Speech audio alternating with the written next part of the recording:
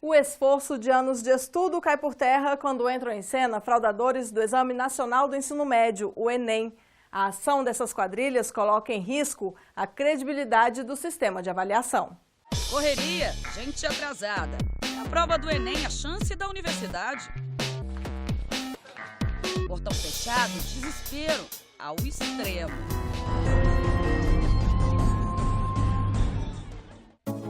Eduardo fez diferente. Chegou cedinho para fazer a prova, mas com o coração aos pulos. Por aí dá para ter uma ideia do que o Enem significava para ele, né?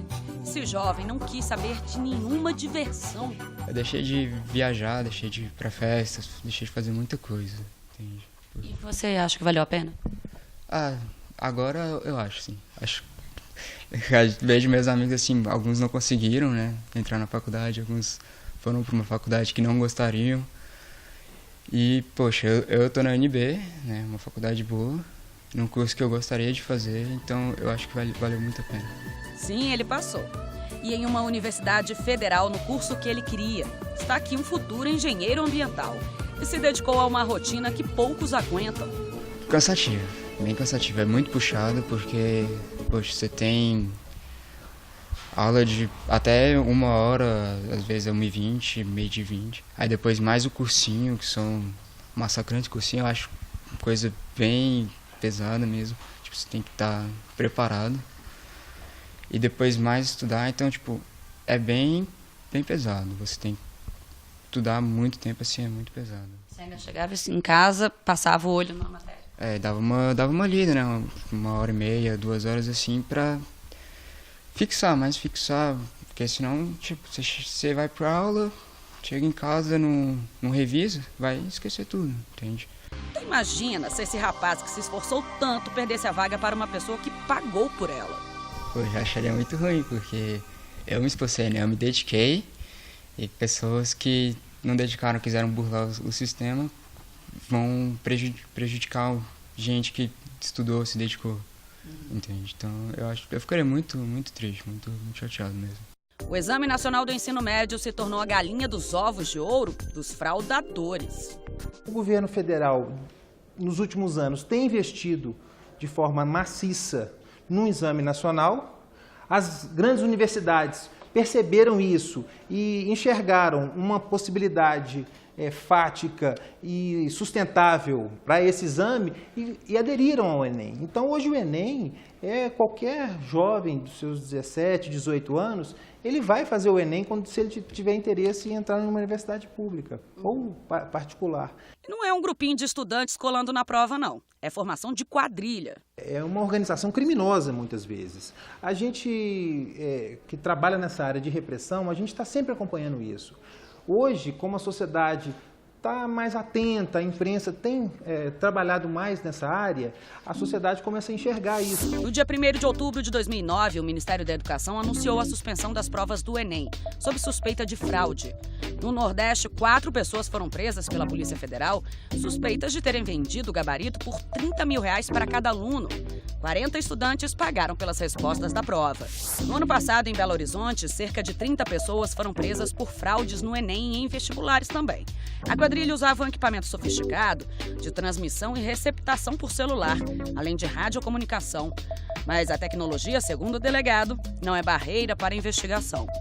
A gente tem fraudes eletrônicas bastante avançadas e a nossa perícia técnica consegue analisar isso.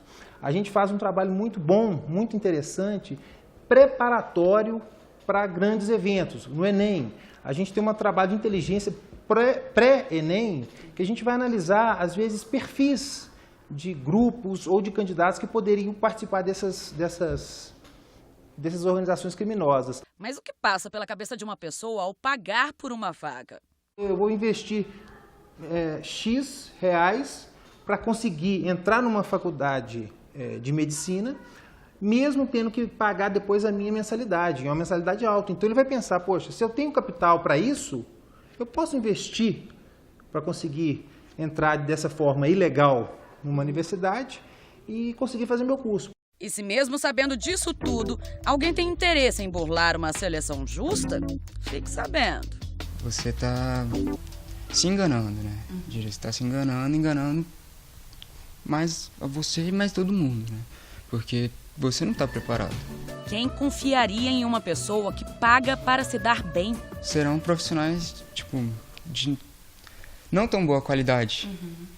Se fosse uma pessoa que entrou estudando, porque com certeza lá dentro ele também vai tentar burlar para passar em prova, para passar nos semestres, para poder se formar logo. A desconfiança é a consequência, e ela vem na própria consciência. Quem será esse profissional do direito? Quem será esse profissional da medicina? Né? Então isso é muito grave, isso é muito sério. Repetindo, quem confiaria? Ficaria com o pé atrás, com certeza.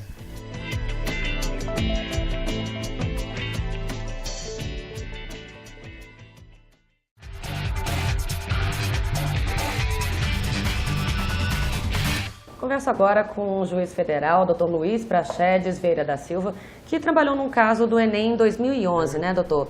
Seja bem-vindo ao Justiça para Todos. Como é que foi esse vazamento de informações da prova no Ceará em 2011? Divulgação de questões antecipadas por um colégio aqui de Fortaleza. Certo? Esse colégio divulgou, me parece que foi aplicado alguns anos antes, questões do Enem que deveriam ficar de forma sigilosa no colégio. Parece que um professor se apropriou de uma dessas questões da qual não poderia se apropriar e aí divulgou com os alunos do colégio. Só que não dava para saber se efetivamente apenas os alunos do colégio tomaram conhecimento devido às questões de divulgação na internet, redes sociais, né?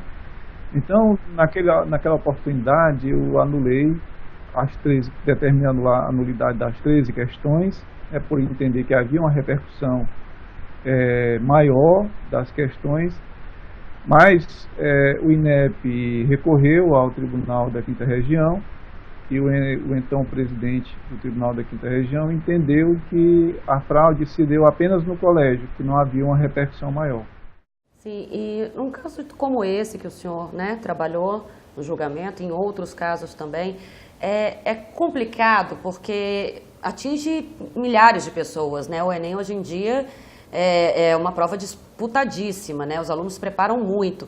Então isso tem que ser levado muito em consideração também ali. Como é que foi julgar esse caso? Subjetivamente eu não tinha como mensurar, não tinha nenhuma bola de cristal para realmente concretizar de que aquela fraude se deu apenas no âmbito do colégio.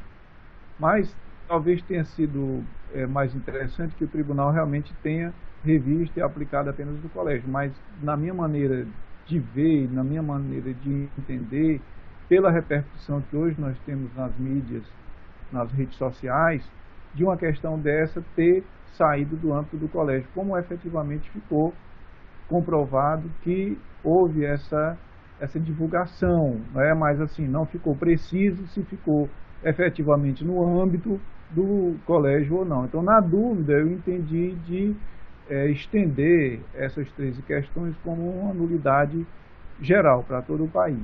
Mas esse vazamento de informações, não especificamente só no Enem de 2011, mas em qualquer tipo de prova desse tipo, né, como o Enem mesmo. Esse vazamento de informações, no caso, vocês têm um julgamento a partir do princípio o quê? Da isonomia? O que é considerado?